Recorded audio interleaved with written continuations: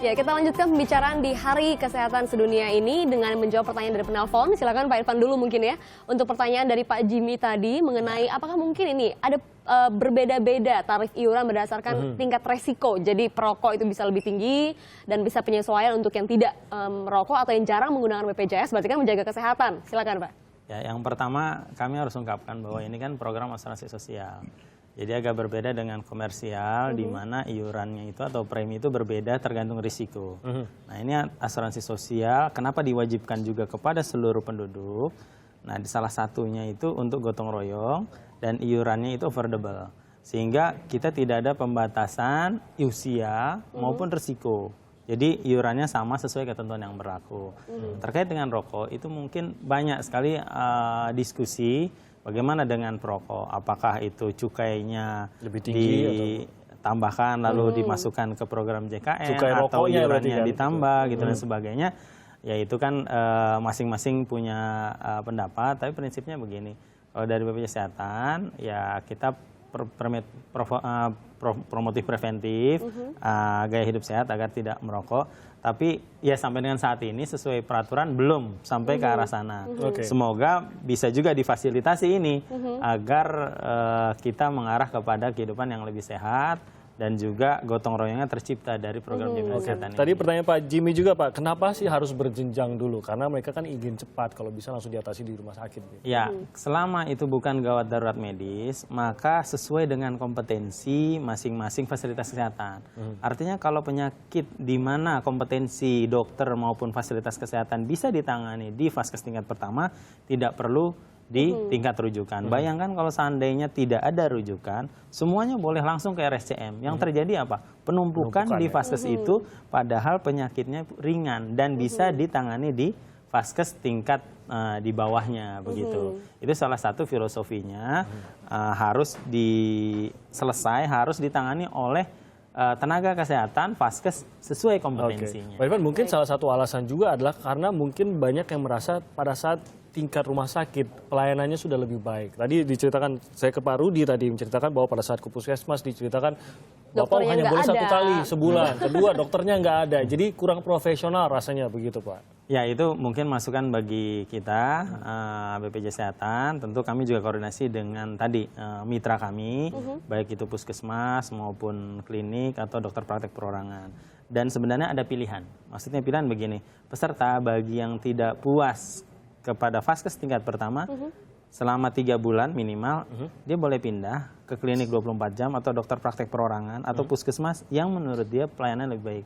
Sehingga di situ kompetisi yang sehat. Mereka memberikan pelayanan yang terbaik. Karena kalau tidak, mereka akan ditinggalkan. Mereka akan pindah ke vaskes yang lebih baik. Nah, itu arahnya ke sana. Terkait dengan pengenaan biaya. Ini perlu konfirmasi juga, meskipun mungkin 2.000. Apakah misalnya 2.000 itu untuk terdaftar di puskesmas itu kartu puskesmasnya, bukan BPJS. Itu yang saya belum tahu. Apakah terkait BPJS? Iya, tapi kalau prinsipnya kalau terkait dengan pelayanan medis, terkait dengan pelayanan yang diberikan khususnya manfaat medis, itu tidak boleh ada iur biaya. Oke, dan ini sebelum kita ke Pak Tulus, kalau memang saya menemui biaya seperti ini, saya bisa melaporkannya kemana? Ya, ke kantor BPJS Kesehatan setempat, atau kalau di rumah sakit ada counter kita. Counter BPJS Kesehatan, laporkan, misalnya diminta untuk membeli obat di luar itu, lalu ada tindakan yang harus katanya ini tidak ditanggung, itu konfirmasi dulu, jangan eksekusi dulu, tanyakan apakah memang benar seperti ini. Jadi ragu-ragu pun boleh ya gitu ya. Dan termasuk juga database dari beberapa rumah sakit yang tidak ada di BPJS Kesehatan. Oh ya, kalau seperti itu begini, data khususnya PBI kita terima dari kementerian terkait. Itu divalidasi dan diverifikasi oleh kementerian terkait. Kita terima, sehingga kita bentuk master file-nya. Kalau tidak ada, kami bantu. Kita ada poskonya. Anda belum terdaftar atau sudah tidak terdaftar lagi, maka akan disampaikan ke Pemda melalui Dinas Sosial untuk kemudian didaftarkan menjadi peserta PBI. Baik. Oke, Pak. Pak Tulus, boleh kasih komentar soal tadi premi yang bisa menyesuaikan risiko kesehatan, terutama terkait perokok. Pertama begini, memang tadi saya katakan di awal bahwa ini kan BPJS selama ini memang lebih dominan tugas utamanya mengobati orang sakit. Ya.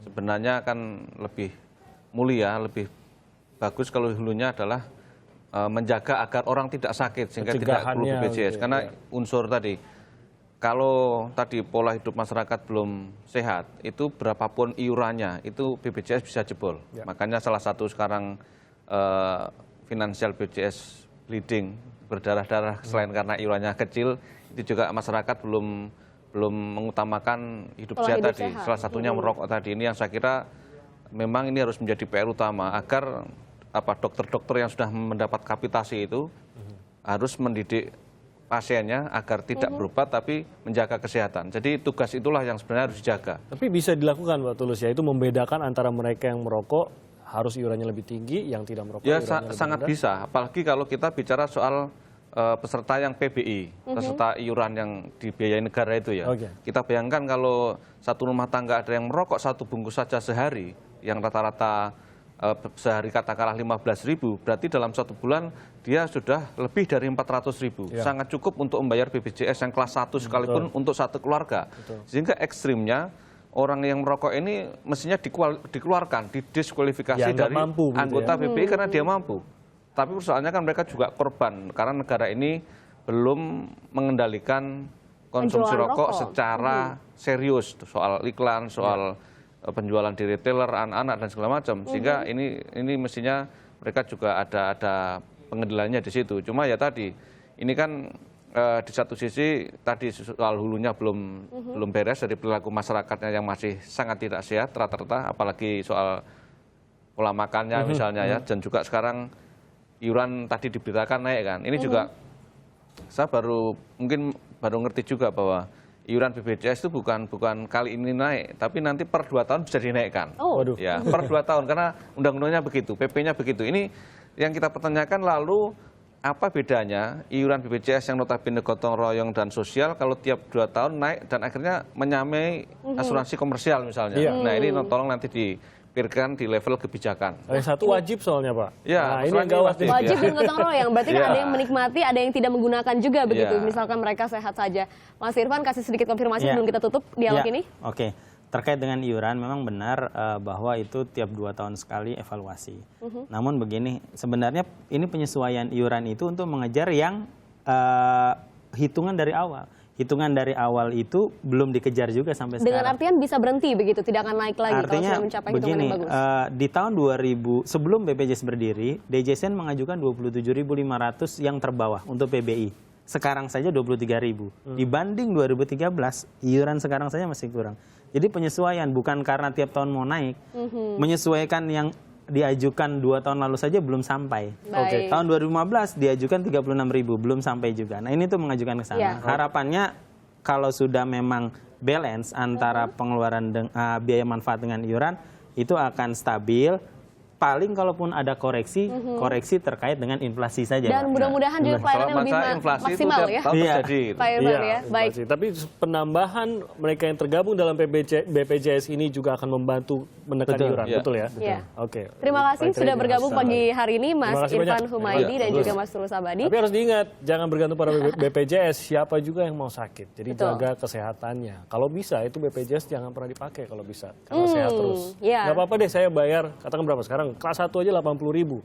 Saya juga bingung, kenapa lebih rela keluarin 400.000 lebih untuk rokoknya itu dibandingkan bayar 80.000 untuk sehat. Nah, pola hidup dan juga pola pikir nih yang harus kita rubah juga untuk ya mungkin mental juga ya, revolusi mental lah sesuai dengan yang dikatakan oleh Presiden.